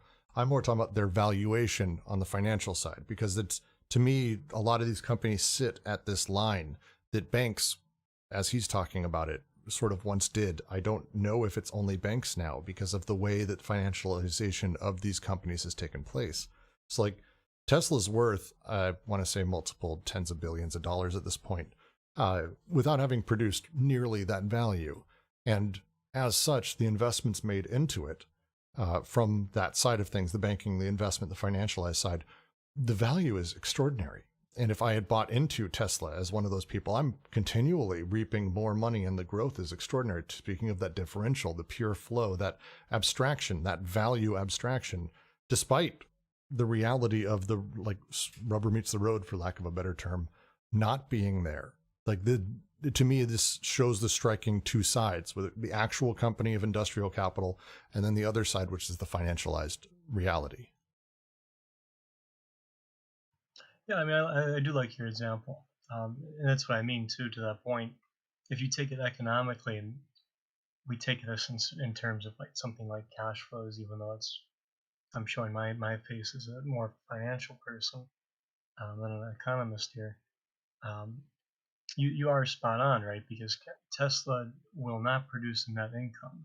They're always going to produce a net loss, except for that one time when they did make a couple bucks and then that was gone next quarter, right? But yeah, to your point, if you want to take it that way, in the way that industrial capital and the way that actual production in terms of producing cars and whatever the hell else Elon Musk is doing that week, right? Because he's got flamethrowers and rocket ships. It's almost absurd, right? Like, guys, it's like a cartoon. But it is still a form of economic production in that, right? There's still labor and capital involved in that, right? And that's, so to your point, right, the way, if you take that in terms of its affiliation and its potential with its rate of changeability, right, which is your variable capital tied into more hardline economic production, versus the way that it deals with financialization. So you could take any person in that firm, right, and even with their wage versus what they produce in that, the way that that actual production is rendered possible and is recorded, right, and going to produce the surplus value of flux is going to be in the way that that aligned propensity for, shall we just keep it simple, at financeability, if we like, the way capital, the way money flows in that, but also things like instruments of debt, instruments of equity in that, or even the way that that ties into the way production can be financed, and how that will all relate to the way that the cars and whatever else, such as the plant or anything, is maintained and produced. But that's going to produce your subjectivity ultimately, right? That's going to produce, like you were saying earlier, tropes of Tesla, like the company that can't make a buck, but nonetheless the most innovative company in 100 years, right? Or You know, I mean, they've got the I leadership. always have to mention also WeWork. If anyone doesn't know WeWork, it's an extraordinary example of this. Literally produced nothing, like zero value ever produced. It's a landlord company. They'd buy buildings and rent them. That's it. And they were valued at $47 billion, despite blowing through $12 billion in about 8 years, with never making, like, turning a single positive dollar. I think at one point they were losing 200 grand every hour of every day as a company. Like, it's wild when you think about this, because it's $47 billion that it was valued at for literally nothing. Wild. And yet Sorry, at the same Jack. time, oh no, you're spot on, but at the same time, it does have its industrial productivity, even though it's own business, right? It's a service versus industrial production and that, but that's it. That doesn't really matter here, right? And to your point, it's still productive because it's productive through the flows of desires and that, right? So the way that that actually works with capital associates and that, and you actually go over this in microeconomics, like, at a basic level. It's okay for firms to lose money on that. They just have to meet their fixed costs, right? Which is, in this case, is the numerator for our differential equation, if you like, or a potential numerator. Oh, I'm sorry, fixed cost. No, that's the denominator. Anyways, but No, I think your point's still clear. I think your point's still clear. Fair enough. Yeah, it's just I always find these things fascinating because, again, even the number I gave, they're losing $200,000 every hour. That's not money. Like, this is like, it's not how it worked. That's not how these things go. And to have discussions like that does a disservice really to both sides about really how either one works, and misunderstands at a core level the shift, the point. And it's one of the things I really love, this idea that the banks, or now companies in general, credit card companies, fuck everything. Apple's a credit card company now, for God's sake. They all do this moment of exchange where the flux of labor, industrial capital moves in, and then out the other side pops the financial capital. And they're not the same thing. There's been a shift in how they're produced and how they work. This movement of displacement is the big, amazing thing they want to really hammer into. I'm going to continue on to the next paragraph, and I think we're going to end up spending the rest of the time, I'm going to assume, on this because it's a lot said here. But I'm going to continue on. Unless anyone has questions before I move on, I should stop. And anyone, please type in the chat, unmute yourself, or let me know if you can't. If you have a question, now would be the time.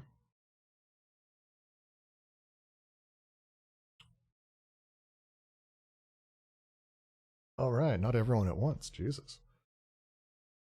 I'll continue. Now, this movement of displacement belongs essentially to the deterritorialization of capitalism. As Samir Amin has shown, the process of deterritorialization here goes from center to the periphery, that is, from the developed countries to the underdeveloped countries, which do not constitute a separate world, but rather an essential component of a worldwide capitalist machine. It must be added, however, that the center itself has its organized enclave of underdevelopment, its reservations and its ghettos as interior peripheries. Pierre Moussa has defined the United States as a fragment of the Third World that has succeeded and has preserved its immense zones of underdevelopment. It's a fucking great line, by the way. If it is true that the tendency to a falling rate of profit or to its equalization asserts itself, at least partially at the center, carrying the economy toward the most progressive and the most automated sectors, a veritable development of underdevelopment on the periphery ensures a rise in the rate of surplus value, in the form of an increasing exploitation in the peripheral proletariat in relation to that of the center. For it would be great error to think that exports from the periphery originate primarily in traditional sectors or archaic territorialities. On the contrary, they come from modern industries and plantations that generate an immense surplus value, to a point where it is no longer the developed countries that supply the underdeveloped countries with capital, but quite the opposite. So true is it that primitive accumulation is not produced just once at the dawn of capitalism, but is continually reproducing itself. Capitalism exports filiative capital. At the same time as capitalist deterritorialization is developing from the center to the periphery, the decoding of flows on the periphery develops by means of a disarticulation that ensures the ruin of traditional sectors, the development of extroverted economic circuits, a specific hypertrophy of the tertiary sector, and an extreme inequality in the different areas of productivity and in incomes. Each passage of a flux is a deterritorialization, each displaced limit a decoding. Capitalism schizophrenizes more and more on the periphery. It will be said that even so, at the center, the falling tendency retains its restricted sense, i.e. the relative diminution of surplus value in relation to total capital, a diminution that is ensured by the development of productivity, automation, and constant capital. Oh, there's a lot said there. I am just going to repeat that fucking great line from Pierre Moussa, defining the United States as a fragment of the Third World that has succeeded and has preserved its immense zones of underdevelopment. It's a fucking great line. Really like that. I'll step back though. Please, analysis, anyone. It's going to end up being Jack, but if anyone else has comments, please, now would be the time. I can dive into. There's a lot said here.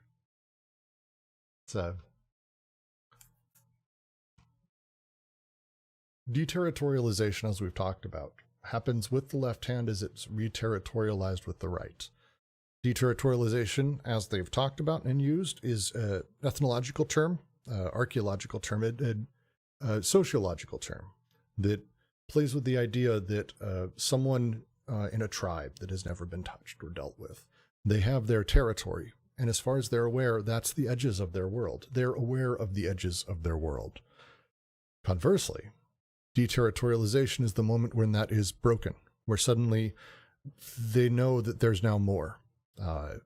Boats arrive, and suddenly everyone knows, holy shit, there's other pieces of land. They end up having to travel, and they run into another tribe. Oh shit, there's more over here.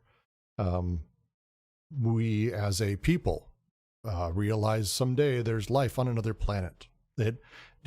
How far does the galaxy go?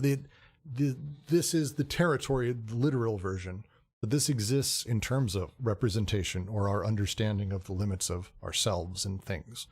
And the deterritorialization that capital does here as it moves, I'm again happy to give examples. I think it's fairly somewhat self-explanatory, but capital is able to completely shatter the territories that are placed in front of it and then rebuild in their place, again, with one hand, with the other, pretty much right in a row.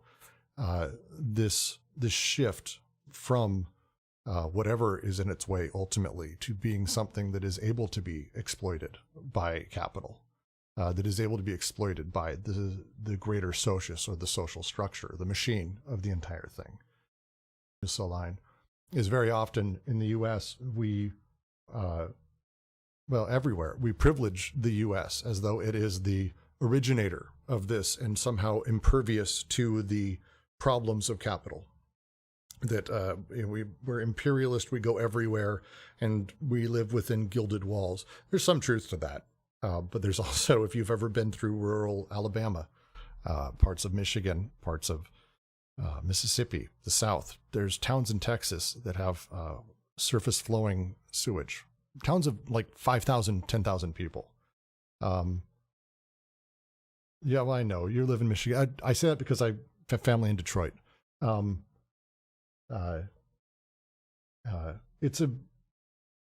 Things here ain't all wonderful.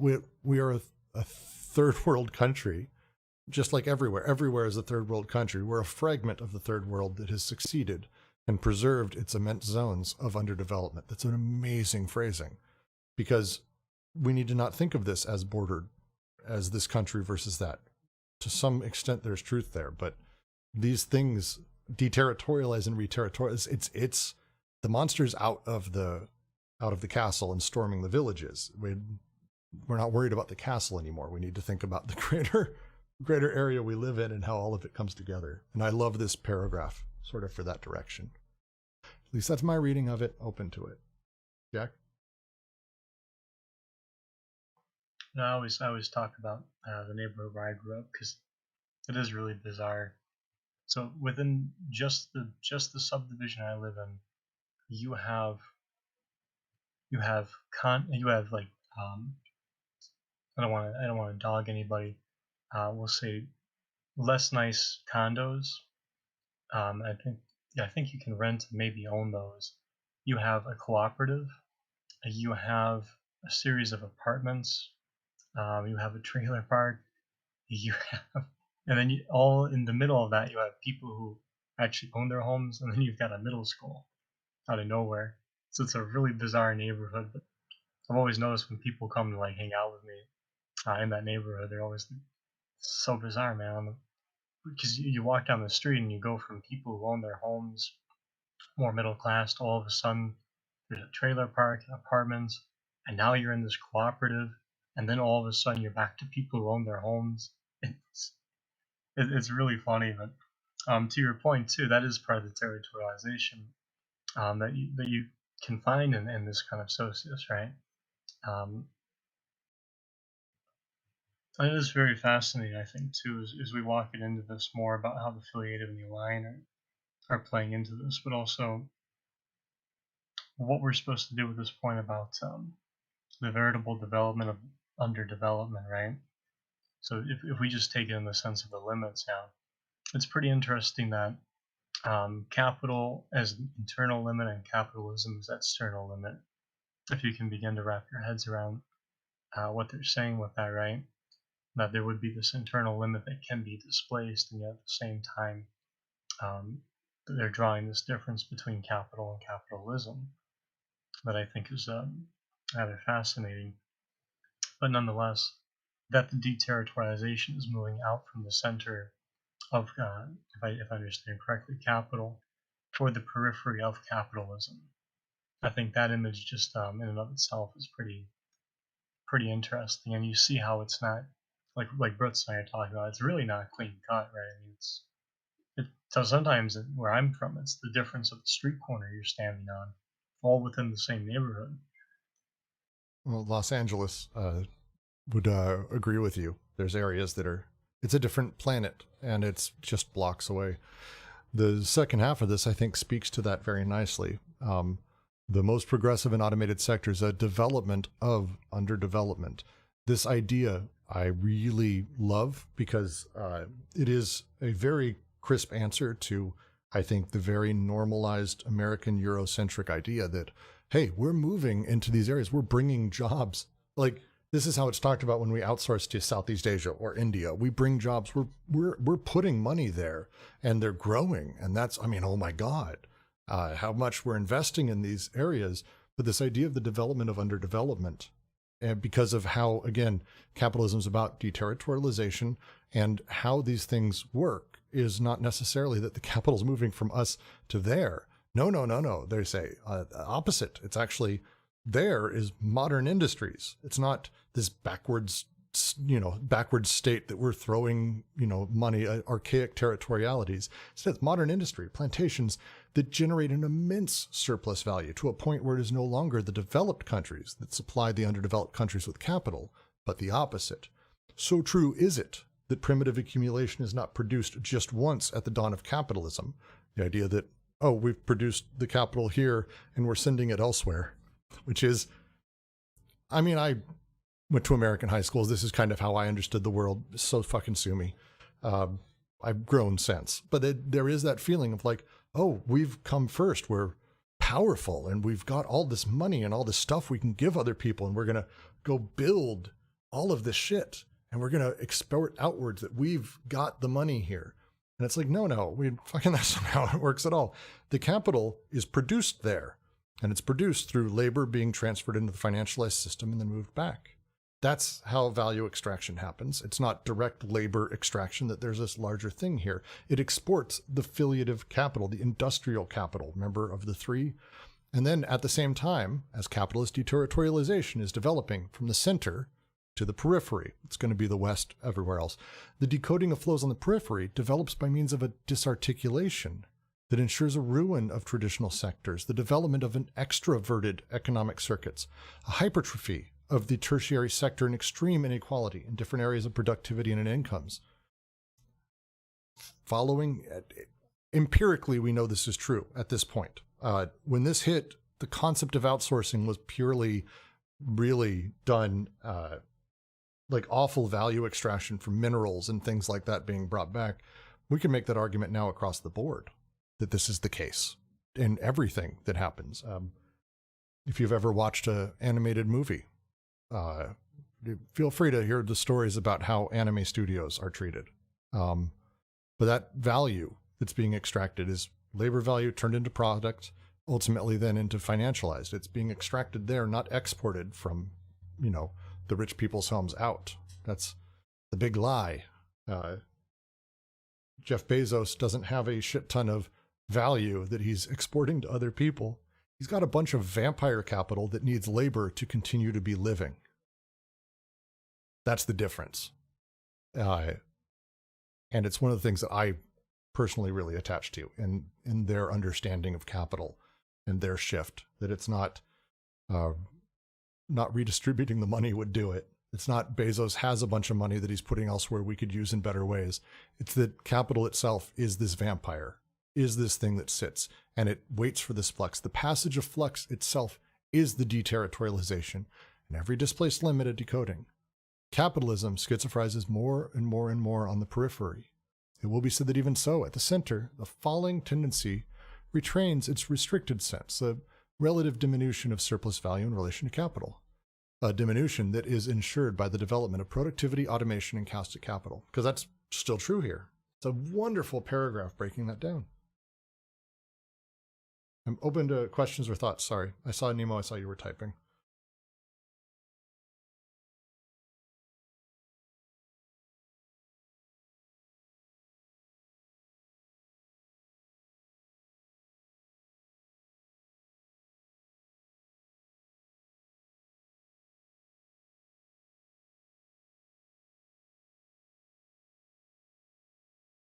Any questions or thoughts on this? Please unmute, talk. I don't think we're going to want to move forward past this at this point.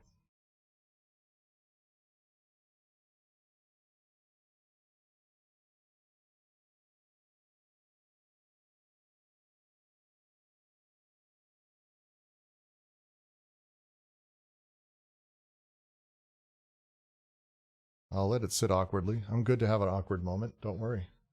If you plan on getting involved in the social environment, you will feel the lack in all those various localities, even if you stand removed. Even the country club has a chef or service workers. Yeah. Actually, it's a really great way to put it. For work, I spent 3 months in Dubai. I lived in the mall, which when I was 5, I thought would be the coolest thing ever. It is not.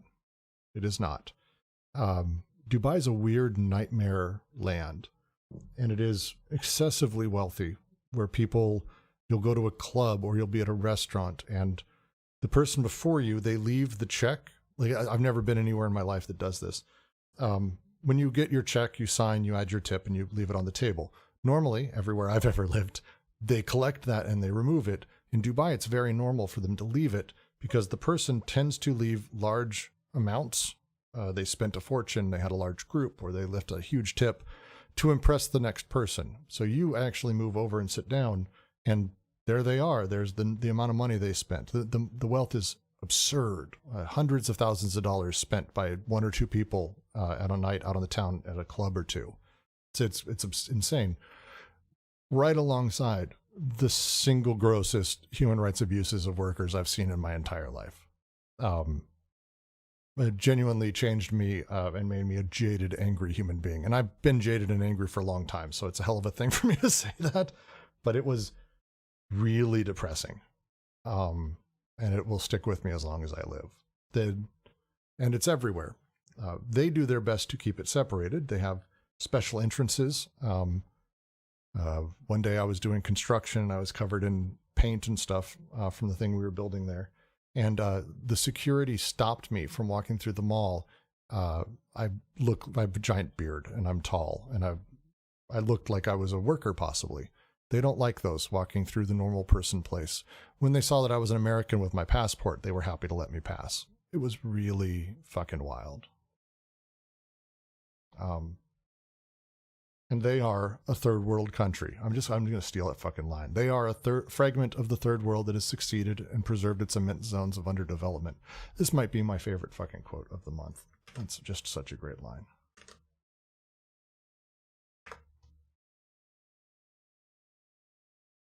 Fucking love it. Any comments, questions, anything? Please.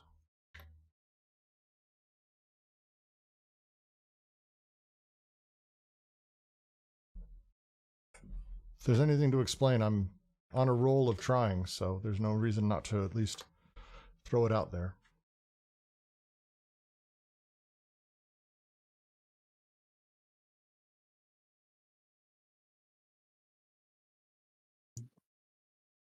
Could you expand on the difference between Keynes's contribution about money and the Marxist theory of money? Jack, that's you. So I was thinking about the exportation affiliative capital and that. But yeah, I can give that a shot. So they write on page 230, okay, in a sense, it is the bank that controls the whole system and the investment of desire. One of Keynes's, it shouldn't be two S's, one of Keynes' contributions was the reintroduction of desire into the problem of money. It is this that must be subject to the requirements of Marxist analysis. That is why it's unfortunate that Marxist economists too often dwell on considerations concerning the mode of production and on the theory of money as the general equivalent as found in the first section of Capital, without attaching enough importance to banking practice, to financial operations, and to the specific circulation of credit money, which would be the mean of a return to Marx, to the Marxist theory of money. So, I mean, in a sense, to me, it almost sounds like they're making a critique of Marxism almost at an essentialist level. So if you like, what Ken seems to be doing here is he's talking about the introduction of desire into the problem of money. So in that sense, we're talking about how money not only is implicated in flows in that, but how money is here bound up as actually productive. Let's real quick. Right. Well, so I want to, the specific thing I think he's referring to here is Keynes' liquidity preference theory, which is the idea that people, all things being equal, investors will take a larger risk if a thing is liquid quickly or gives them liquidity faster, or whatever that is, that there's a preference towards liquidity in any market, regardless if a long-term, safe, simple sort of investment exists, but you won't be liquid for 2 years, or a more risky thing, but you're going to be liquid within 6 months. People are desire, their preference, the push towards that, and the way Keynes talked about it is very much in that vein. This was one of his big sort of theories, as I understand it.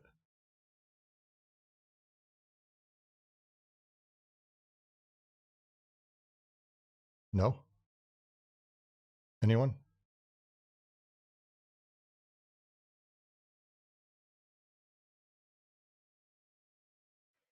I mean, it's definitely interesting too, because this gets into something important too, that money is in relation to people and all these different things, right? So, and Marx kind of has that with the value form D, which is going to be, I guess, to give a rough sketch, right? Value form D is the in chapter 1 is basically Marx working out how do you establish the relationships whereby all these different things can be commiserate, right? So how is it possible to relate a coat to today I'd say a TV, to a tape dispenser, to a locket, right? And that's value form C. And then when something takes on the general equivalent, something kind of provides a common denominator, I guess, if you like. Although I guess labor kind of ends up doing that too. So you get value form D, which is going to be the value form of money, whereby, and he's very particular. He wants to point out that we can't just understand money as simply gold, or conflate the gold of a coin with the value of a coin, right? As value form D. But I mean, this is where I think they're making the essentialist critique, is it almost sounds like what Deleuze and Guattari are saying is that too often Marxist economists will focus on the theory of money for the essence of money, or if they're considering the mode of production, we might say that they're a little bit too caught up. I don't want to be mean there. They're a little bit too caught up on, shall we say, how production has a form, as opposed to the way that production, especially with desire, is actually in the processes of producibility. Well, yeah, it's going back to his idea of the two conceptions of finance and how the behavior of them shifts. For Marx, and again, there's going to be someone who's going to yell at me. Please do. Marx played with capital and production in the way of worker does X amount of money is excess. That's the excess value of labor. That's what capital then reinvests elsewhere. And it's a very linear, specific setup of the circulation of money and credit money inside of that. And it's almost I don't want to say like a hyper-rational version of it, but it doesn't take into account the way the secondary form of money, capital, really works.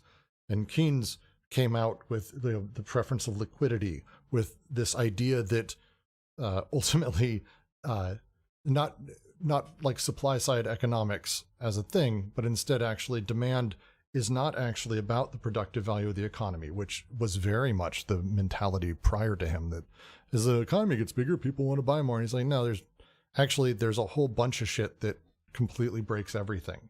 And it can be as simple as, a person's preference for liquidity. They're willing to take larger risks, all the way down to, the way the central bank changes its rates based upon political circumstances or wars happening. And Keynes talked about sort of these larger things that play into it all. And I think that, if I had to say, like, is his line between, like, through Keynes critiquing Marx and bringing it back and saying Marx didn't go far enough, we need to talk about actually the material functioning of this money. And we can do that through a Keynesian type lens on that second level, the reintroduction of desire into this, the entire way that Keynesian sort of economic expansion is thought to work through his economic systems. There's a ton of different stuff there that I think we could probably dive into, but to me, like, liquidity preference is probably the closest, but that feels closer, JK. Does that make sense? Yeah, it's a little bit more clear. Thanks. Okay.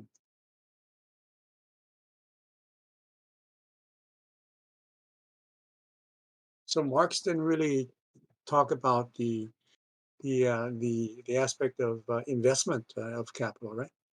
In his theory, He did, but it was, and again, someone's going to end up correcting me on this. Please do. It wasn't this weird calculus version. Let's say it was algebra. It was much more of a linear, general discussion versus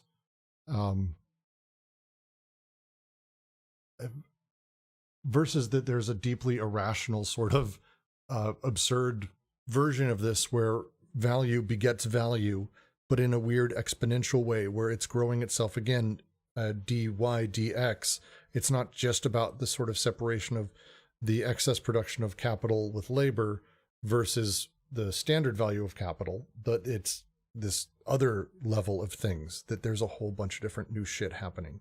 And I think that's the entire, for me, that feels like the closest. Mhm. Yeah. Is that making sense? Yeah. Well, so Marx probably focused more on the conflicting relationship between between the capitalist and the working class. Yeah, So well, I've got to point this out. The meaning of a return to Marx, to the Marxist theory of money, they're criticizing the Marxist economists. They're trying to say that this is actually in Marx all along, and they're overlooking it, right, because they're too stuck on value form D. oh, that actually makes more sense. But it may not be explicitly in Marx, but it does feel, I don't know, someone who really knows Marx will be able to correct me. But I think you're right, Jack. And it's so my favorite Marx book is the Notes on John Stuart Mill, or John Mill, not his son. Notes on John Mill, which is basically just a fragmentary thing from his notebooks. But one of the reasons I'm pointing this out here, and because I think this is what they're getting at with Ken, since he's got what's happening to things and the way that institutions themselves actually affect money, as opposed to money just being distillable, right? That there's simply these these relationships of commodities whereby value form D is ultimately going to be taken into play, right? You can't explain too much beyond the commodities relationships themselves with that any more than you can explain the institutions unless you understand the institutions through those value forms, right? Which you can do, but I think that's what they're criticizing. Because if you go to the text I'm talking about, you can actually see Marx working out how credit and debt actually changes people at an ontological level. How things like moral character actually become, again, at an ontological level, how they become a form of credit, right? That your whether or not you're worth lending money to is tied into your moral character in certain ways. And he has a really good point, right? Because we know this if you've ever applied for a loan in that, there is a way moral character is constituted, and certainly not in the way that Aristotle's thinking.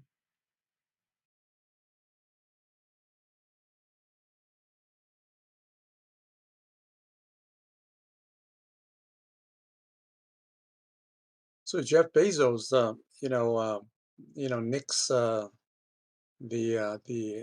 workers' efforts to unionize, um, but he's able to use a big chunk of his investments to take a ride up into space for like a short a few hours or however long he was there.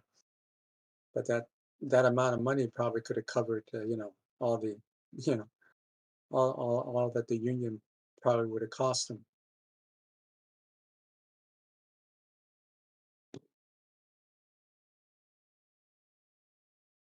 Well, and it's interesting when you start playing with how the money sort of works and the words we use around it. One of the things that critics of Keynes from the left, and also Keynes, like the shift in terminology, when a business has excess capital, it spends it, it buys things. But that's not how they talk about it. They talk about it as investments, because the capital that they've put in, they expect to return dividends in one way or another to gain value. It is an investment to gain value. They're not consuming the capital in the same way that if they paid a worker, that's effectively consumptive. And very specifically, like some of the critiques around Keynes, and I think even some of Keynes's writing even separated the two, that you had investment or expenditure of consumption. And one turns it, in Deleuze's sort of D&G's terminology here, one turns it into the capital that a person utilizes, the payroll, the consumptive element, and the other turns it into the financialized instrument. And it's kind of funny that it's the same thing. They're spending. It's just the way we talk about it. Again, turn it into these abstractions. We're no longer separating it out. It's one of the other things that I think, I mean, they'll get into all of this, but if I have, let's say I have capital, let's just say it's all the same thing. If I buy a thing, I buy a candy bar, I've consumed that. That money's gone from my world.